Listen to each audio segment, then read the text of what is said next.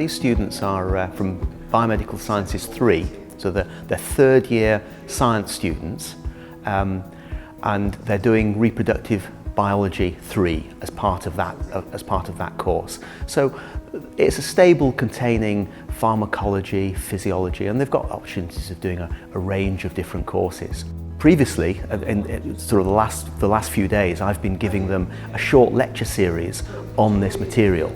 So they've seen the lectures, and what we then do is we then use the demonstration here to try and complement the learning. So it's a really nice way of being able to show them the material in the lecture, the theory behind it, try and give them really clear view from the lecture material, but then reinforce that learning by bringing the real material, so they can come and see it and gain the learning, reinforce their learning from the lectures. I find this more of an interesting thing because we're doing medical sciences. Reproductive biology, which is this course, isn't necessarily a major component of it, but as we're going to become medical scientists in our careers, it's good to explore various aspects of that, including the anatomy side of stuff like that, because we know the physiology of these things and how they work on that smaller level, but it's good to see the bigger picture. So I'm quite a visual learner, so I quite like seeing how everything sort of works on the bigger scale. I think we've got to remember that science is a practical subject. I think it's critical being able to see the material, and handle it. We give them a range of different practicals in this course, and obviously, as the class sizes get smaller, you're obviously able to, and the students get more experience, we're allowed to take them a lot further on with that practical. If you're dealing with this sort of stuff in the field, you're not going to be dealing with computer models of it, you're going to be dealing with the real thing. So it's good to visually see the anatomy of these things up close and personal, to understand that and expose you to that way of learning and dealing with that side of science. It's one thing looking at it on a diagram in a textbook, but then you realize in biology things are never clear cut, and it's never this vein comes here and then just links to this vein. It's always like there's always the complication and the beauty of these structures. There's a degree of performance art in here, in that I've been doing this practical for a few years, and you test different things out.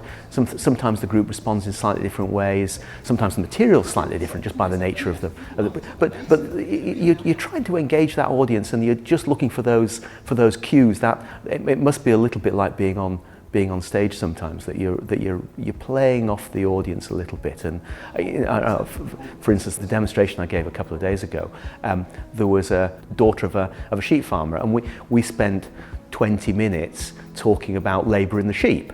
And I knew all the questions I wanted to do, but she gave me the material really, and it was really interactive, and you could see that it really engaged the rest of the students in that they realised that there was a member of the group who knew as much as I did really.